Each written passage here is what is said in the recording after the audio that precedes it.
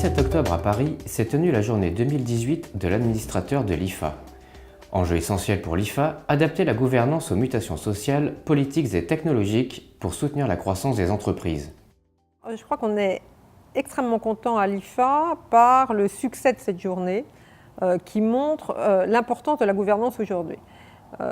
Il y a beaucoup de monde, des intervenants absolument remarquables qui ont fait part ce matin de leur point de vue et de leurs convictions aussi. Tous tournent autour d'une gouvernance au service de la compétitivité des organisations et une gouvernance qui est en train d'évoluer de façon très importante pour demain avoir encore un rôle plus important, notamment avec des conseils d'administration qui vont être en charge encore plus des questions de stratégie, d'intérêt social et de tout ce qui concerne vraiment les parties prenantes de l'entreprise. Cette année 2018 est marquée par la loi Pacte et Intérêt social. Je vais proposer au conseil d'administration de réfléchir à la raison d'être de l'entreprise. Je ne pense pas aujourd'hui que l'entreprise puisse changer ses statuts pour devenir entreprise à mission. C'est trop tôt et peut-être pas pertinent. Mais en revanche, de pouvoir définir une raison d'être qui servira de boussole, de ligne d'horizon pour l'ensemble de ceux qui contribuent à l'entreprise, ceux qui y travaillent, mais toutes les parties prenantes, qui va permettre également de servir de boussole pour définir les stratégies, définir les politiques de l'entreprise, ça me paraît être un bon moyen. Les menaces récurrentes de l'activisme sont désormais un sujet majeur pour les conseils d'administration. L'activisme en France et l'activisme généralement dans le monde, puisque en fait les tendances sont à peu près les mêmes. On voit un nombre accru de campagnes.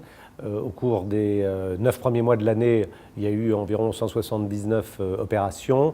C'est déjà sur les 9 premiers mois de l'année, plus que sur les 12 derniers mois de 2017. Et cette montée en puissance, elle est très marquée, je dirais, non seulement au niveau international aux États-Unis, mais aussi en Europe, où il y a 2 fois plus de capitaux investis sur les 2 dernières années qu'au cours des 4 années précédentes. Nouveau sujet pour les conseils d'administration qui doivent souvent la soutenir de leurs moyens et de leurs intentions et de compétitivité, l'éthique.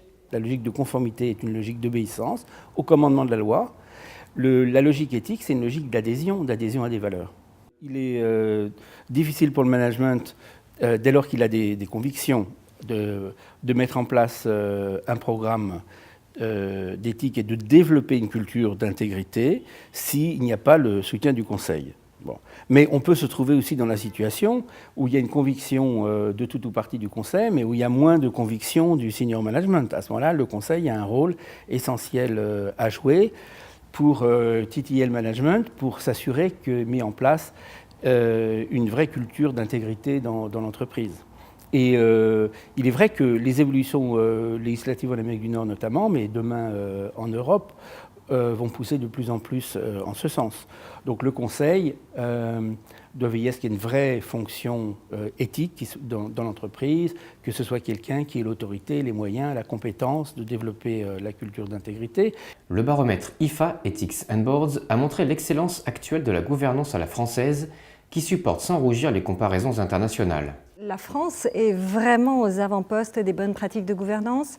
On peut le mesurer notamment par la diversité des membres qui constituent ces conseils, diversité de genre, puisque la loi Koppe-Zimmermann a été parfaitement appliquée, diversité également de représentation, que ce soit au niveau des exécutifs, que ce soit au niveau du fort taux d'indépendance, mais également l'application de la loi Rebsamen, la présence des salariés dans les conseils.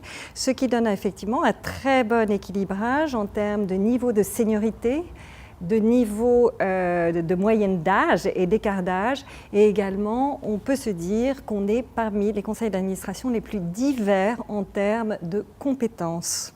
La technologie et les fonds propres sont essentiels, la vision et la sérénité des mandataires sociaux le sont tout autant. En réalité, ce n'est pas tant le crédit et l'equity qui manquent aujourd'hui, c'est vraiment l'accompagnement des dirigeants de ces structures de taille moyenne, PME et ETI, qui est déterminant pour libérer toute leur croissance. Alors, le conseil qu'on donne à l'ensemble des entrepreneurs, c'est de s'entourer de conseils, mais aussi s'entourer d'administrateurs indépendants qui vont lui permettre de sortir de son isolement, qui est à la fois psychologique, la solitude, mais aussi c'est vraiment une capacité à construire une stratégie très fondée, très riche, mais aussi dérisquée par l'expérience de ses accompagnateurs. Une journée de l'administrateur dense qui a montré le primordial de l'éthique et du rôle social de l'entreprise ainsi que l'émergence d'un capitalisme vert. Désormais, à la une de l'agenda des administrateurs, la préparation face à l'activisme ainsi que les questions de cybersécurité et d'agilité de l'organisation. Quant à la gouvernance de demain, elle sera clé si elle est compétente, courageuse, ouverte, bienveillante et constructive.